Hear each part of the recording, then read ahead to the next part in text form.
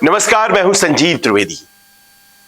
चुनाव की घोषणा हो उसके पहले प्रधानमंत्री तूफानी दौरे कर रहे हैं।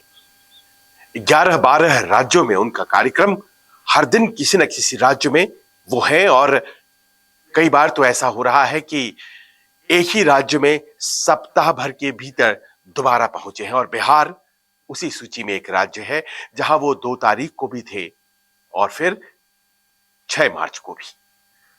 2 तारीख को 2 जगहों से उन्होंने लोगों को संबोधित किया था और खास तौर से कई योजनाएं जिसका शिलान्यास और उद्घाटन उन्होंने किया था। वो औरंगाबाद और बेगूसराय में थे और उसके बाद फिर पूरब की यात्रा उन्होंने की, जब उड़ीसा और बंगाल गए और फिर बिहार चले आए और आज बेतिया में थे।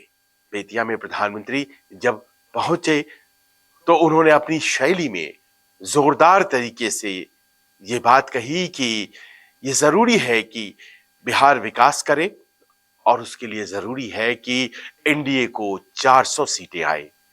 और अपना संदेश देने के साथ जो बात उन्होंने आज खास तौर पर कही वो थी लालू प्रसाद यादव को जवाब जो उन्होंने दिया।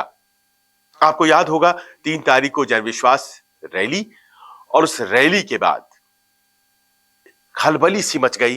भारतीय जनता पार्टी का हर व्यक्ति मोदी का परिवार बन गया और उसके बाद उनके समर्थकों ने भी अपने ट्विटर बायो चेंज किए और ये बताने की कोशिश की जाने लगी कि साहब ऐसा है कि लालू यादव ने जो कहा है कि आपका परिवार कहां है, हम सब उनके परिवार हैं।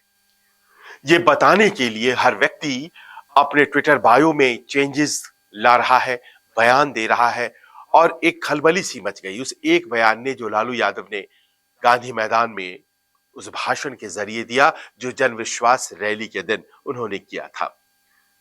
बहुत लोगों को लगता है कि ये सही नहीं था, ये कहा नहीं जाना चाहिए था, लेकिन लालू यादव अपनी शैली के लिए जाने जाते हैं और उस रैली को उन्होंने एक तरह से यादगार बनाने के लिए कुछ सोचा। और अगर कोई चीज याद की जा रही है जो उनके समर्थकों को तो बहुत अच्छी लग रही है कि देखिए प्रधानमंत्री को बोल करके उन्होंने तिलमिला दिया, तो वो यही बात है कि आपने हिंदू होने का कब फर्ज निभाया, लेकिन उसका जवाब भी जरूरी था। और प्रधानमंत्री जब आज बेतिया में थे तो उन्होंने जवाब दिया और कुछ ऐसी बातें कह दी कि हर बिहारी जो बाहर रहता है वो दिवाली छठ में जरूर घर आता है, मेरा कोई घर नहीं है, मैंने घर तो बहुत बचपन में ही छोड़ दिया था। वो अपने आप को हिंदू समाज में कुछ वैसे लोगों की श्रेणी में गिनते हैं जो बहुत पहले बचपने में जब घर छोड़ देते हैं तो उसके बाद उन पर वो सांसारिक नियम लागू नहीं होते हैं जो कि कहा जाता है कि परिवार में क्रियाकर्म के लिए जरूरी होते हैं अगर किसी की मौत होती है। अपने तरीके से प्रधानमंत्री ने जवाब देने की कोशिश की, लेकिन लालू यादव ने फिर मीडिया के सामने आकर एक बार फिर से वही बात जड़ दी और कहा कि मैंने कुछ गलत नहीं कहा है, मैंने जो कहा है वो हिंदू धर्म की सच्चाई है। कुछ इस तरह की बहस में वो प्रधानमंत्री को फंसाते हुए, लेकिन प्रधानमंत्री विकास वाली बात कर रहे हैं और कह रहे हैं कि लालू जी का राज जंगल राज, पलायन का राज। हालांकि एक बहुत इंपॉर्टेंट बात आज जो नोटिस की गई है वो ये है कि जब प्रधानमंत्री अटैक कर रहे थे राष्ट्रीय जनता दल के शासनकाल में तो उन्होंने नाम केवल और केवल लालू प्रसाद यादव का लिया। तेजस्वी के कार्यकाल और तेजस्वी का नाम लेकर के उन्होंने कोई भी अटैक नहीं लॉन्च किया। इसका अर्थ ये है कि वो जो नौकरी देने वाली डिबेट है जिसको लेकर के सामने आए हैं तेजस्वी, उसका एक असर भी है और जाहिर है कि नौकरियों के सवाल पर चूंकि प्रधानमंत्री को घेरने की कोशिश की जाती है तो जवाब और सवाल उस दरमियान न होना शुरू हो जाए, रोजगार बहस का मुद्दा न बन जाए और अपने अपमान को ही मुख्य रूप से वो लोगों के सामने रखें, कोशिश प्रधानमंत्री की ये थी। पर इन सब से इतर एक और खास बात आज बेतिया में दिखी। आपको याद होगा जब प्रधानमंत्री औरंगाबाद आए थे तो 20 महीनों बाद औरंगाबाद के मंच पर 2 तारीख को नीतीश कुमार और प्रधानमंत्री एक साथ थे। उसके पहले 20 महीने पहले वो लोग साथ थे, लेकिन उसके बाद आप जानते हैं नीतीश कुमार आरजेडी के संग हो लिए और सरकार वहां पर महागठबंधन की बन गई। उस वक्त उन्होंने कहा था कि देखिए, हम इधर उधर चले गए थे, आप आए थे बीच में, लेकिन अब हम कहीं नहीं जाएंगे, अब हम आप ही के साथ रहेंगे। ये उन्होंने माइक पर बोला, मंच पर प्रधानमंत्री को जो बैठे हुए थे संबोधित करते हुए बोले और कई ठहाके भी लगे और बड़ा खुशनुमा सा माहौल हो गया। उन्होंने कहा, हमारा काम सब कर दीजिए, बिहार के संदर्भ का जो काम है, और हम कहीं नहीं जाएंगे, हम आप ही के साथ रहेंगे। उनकी अपनी शैली है, जिस तरह से वो बोलते हैं, उन्होंने बोला। और कहीं नहीं जाएंगे वाली बात जो है वो 3 दिन के भीतर ही बदल गई और प्रधानमंत्री आज बेतिया पहुंचे तो नीतीश कुमार आए ही नहीं। लोग ऐसे इंटरप्रेट कर रहे हैं कि उस दिन तो आपने कहा था कि वो आप आएंगे और आज आप आए ही नहीं।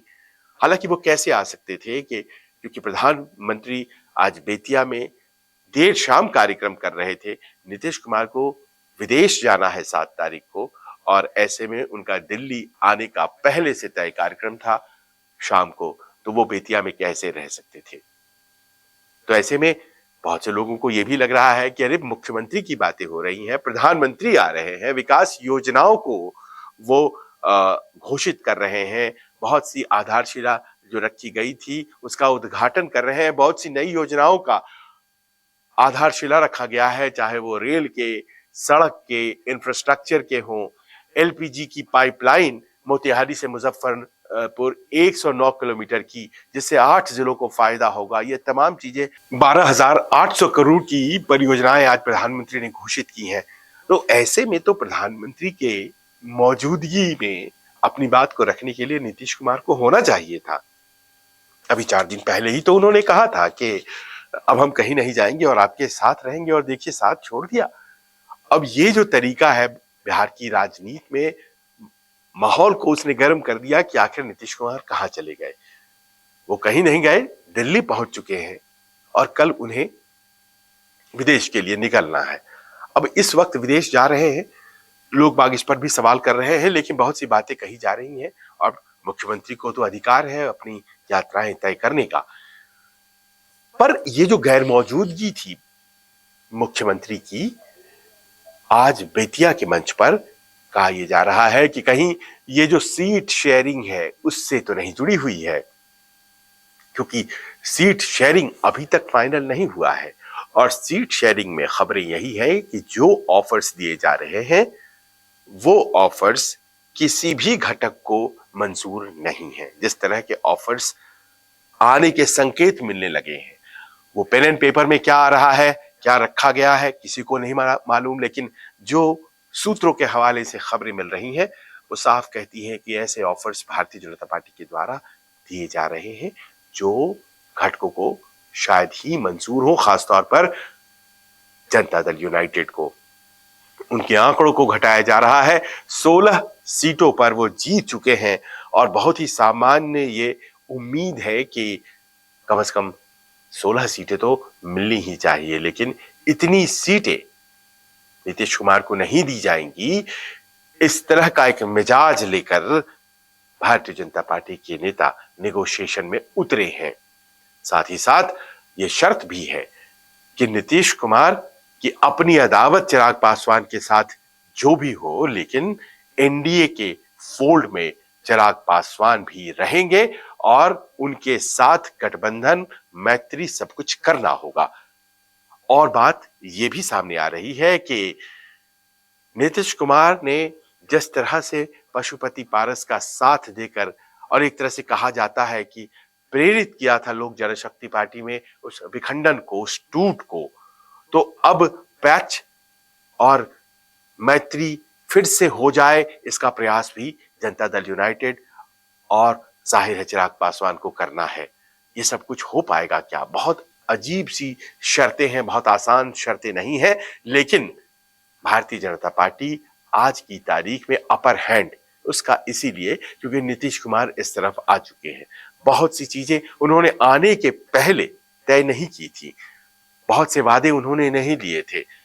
अचानक से उनका जो आना हुआ उसमें कितनी सीटों पर लड़ेंगे, चिराग पासवान के साथ संबंधों का क्या होगा, पशुपति पारस को अपने कोटे से वो देंगे या फिर अगर उन्हें नहीं दी जाती है उनकी कोई वकालत नहीं करेंगे। ये तमाम ऐसे प्रश्न थे जो कि शायद गठबंधन में आने के पहले वो सॉल्व करना चाहते होंगे, लेकिन उन्हें इसका अवसर नहीं मिला और आज की तारीख में ये शर्तें जो हैं Bharatiya Janata party upper hand के साथ उनको डिक्टेट कर रही है। और ऐसे में ये जो तलखी है, लोग उनकी गैर मौजूदगी को उसी तलखी से जोड़कर देख रहे हैं। नीतीश कुमार एक अहम फैक्टर है जहां तक सवाल बिहार में एनडीए के जो फॉर्मेशन है उसका है। वहां जब चुनाव जो होने हैं उसमें जाहिर है कि 40 में से 40 सीट जीतने का जो सपना भारतीय जनता पार्टी पालती है, जो कि बहुत आसान सा स्वप्न नहीं है, बहुत मुश्किल सा स्वप्न आज की तारीख में हम कह सकते हैं गांधी मैदान की उस सभा को देखने के बाद। लेकिन फिर भी अगर भारतीय जनता पार्टी को अच्छा करना है तो उसके लिए नीतीश कुमार बहुत इंपॉर्टेंट, लेकिन साथ ही साथ वो नीतीश कुमार के लिए दूसरे घटकों को नाराज नहीं करना चाहती और साथ ही साथ ये भी इंश्योर कर रही है कि उसका जो शेयर है 40 सीटों में इस बार सबसे ज्यादा हो और उसके शेयर के बराबर किसी का भी शेयर नहीं हो। ऐसे में क्या नीतीश कुमार इन शर्तों को एक्सेप्ट करेंगे? ये बड़ा प्रश्न है, क्योंकि आखिरकार अब नीतीश कुमार के पास कोई रास्ता रह नहीं जाता है। पीछे जाने के लिए उनके पास स्कोप बचता नहीं है और अगर बिना सीटों को तय किए हुए वो चले जाते हैं और विदेश से करीब 8 दिनों बाद उन्हें लौटना है, तो फिर ऐसे में तो फिर चुनाव के ऐलान की तारीख सामने आ जाएगी। चुनाव के ऐलान के बाद एक हड़बड़ी हो जाती है। उस हड़बड़ी के दरमियान वो कितना निगोशिएशन कर पाएंगे, कितनी बात अपनी भारतीय जनता पार्टी को मनवा पाएंगे, जो निगोशिएशंस में लगातार अपने आप को बेहतर करती जा रही है, चाहे बात महाराष्ट्र की हो, चाहे बात बिहार की हो, चाहे बात किसी भी जगह की हो। महाराष्ट्र के बारे में हम बात कर रहे थे, मंसूबे पाल रखे थे वहां के स्थानीय दलों ने, चाहे वो शिवसेना सिंधे वाली हो या फिर अजीत पवार वाली एनसीपी। उनको लग रहा था शिंदे साहब को कि हम चीफ मिनिस्टर हैं, हमारी पार्टी को 22 सीटें मिलनी चाहिए। वहीं दूसरी तरफ अजीत पवार को यह लग रहा था कि चाचा शरद पवार की सारी विरासत हमारे पास है तो हमें भी 10-12 सीटें मिलनी चाहिए। जो हमारी जानकारी है कि अजीत पवार को 6 सीटों से संतोष करना पड़ेगा और 10 से 12 सीटों से संतोष करना पड़ेगा मुख्यमंत्री शिंदे जी को अपनी पार्टी के लिए, और 30 सीटों से ज्यादा और कम तो कतई नहीं भारतीय जनता पार्टी लड़ने जा रही है। अब आप सोचिए स्थिति, शिंदे साहब की स्थिति यह है कि उनके पास 15-16 सांसद आज की तारीख में मौजूद हैं और 10-12 सीटें उन्हें दी जा रही हैं। तो क्या होने वाला है और क्या यही स्थिति बिहार में नीतीश कुमार के साथ होने वाली है? बहुत से जानकार हैं वो ये कह रहे हैं कि जितने सांसद हैं उतनी सीटें उन्हें दी जाएंगी, इस बात की संभावना जरा कम है। आगे क्या होता है कल देखेंगे, क्योंकि कल का दिन बड़ा महत्वपूर्ण है। विदेश यात्रा से पहले नीतीश कुमार दिल्ली में क्या करते हैं, नजरें इस पर रहेंगी। नमस्कार, कैसा लगा आपको यह वीडियो कमेंट कर जरूर